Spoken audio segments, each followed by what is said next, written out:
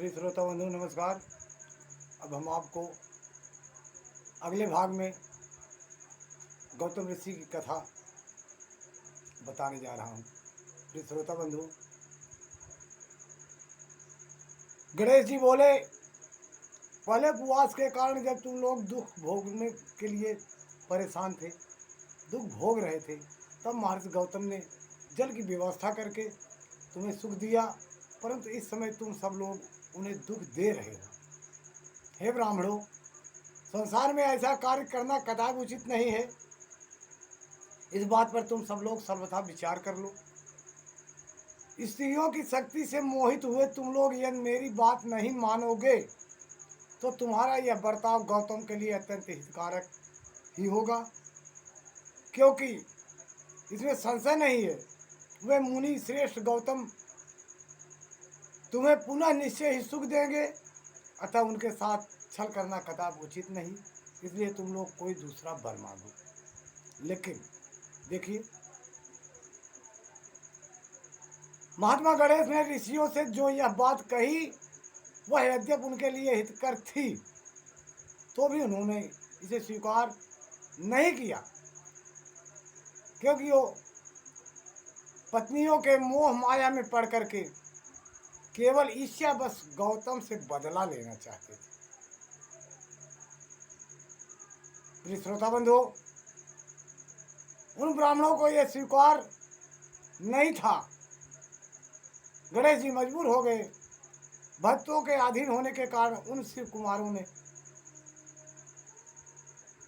उन ब्राह्मण कुमारों ने जब नहीं माना तो गणपति महाराज बोले, क्या कहना चाहते हो, क्या करना है? हमें तुम्हारे भक्त हो, मैं तुम्हारी मदद करूंगा। प्रिय श्रोता बंधु, उसके बाद उन दुष्ट ऋषियों के प्रभाव से तथा उन्हें प्राप्त हुए वर के कारण जो घटना घटित हुई उसे सुनो। वहां गौतम के खेत में जो धान और जौ थे, उसके पास गणेश जी एक दुर्बल गाय बनकर गए और वहां उस स्थान पर गए जहां कुछ हरा भरा खेत था। उसमें एक दुर्बल गाय बनकर कांपते हुए उस धान को चरने लगे। प्रिय श्रोता बंधु, इसी समय देववश गौतम जी वहां आ गए।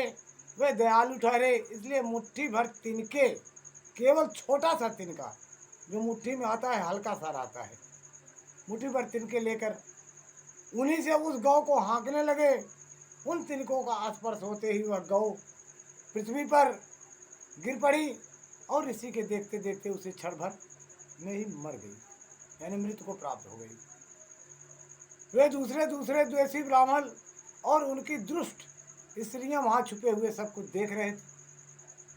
उस गौ के गिरते ही वे सब के सब बोल उठे, गौतम ने यह क्या कर दिया?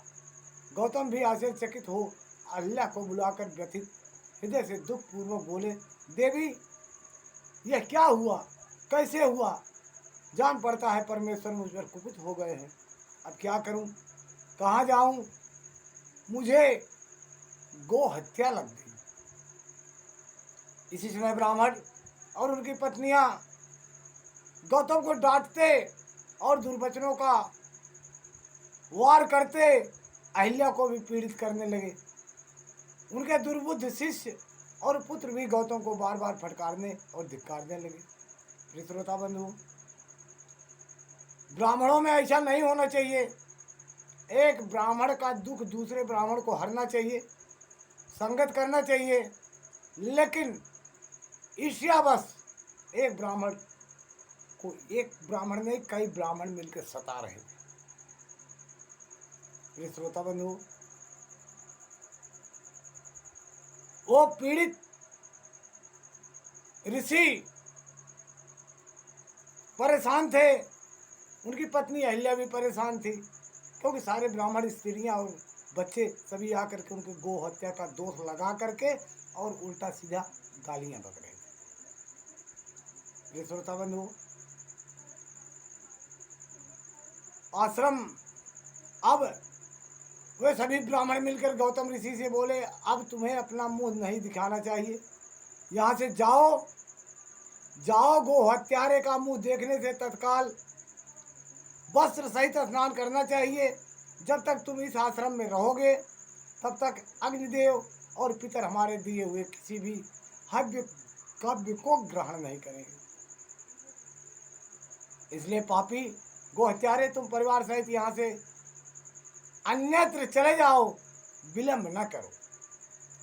प्रिय श्रोता बंधु, ऐसा कहकर उन सब ने उन्हें पत्थरों से मारना आरंभ किया। वे गालियां देकर गौतम और अहिल्या को सताने लगे।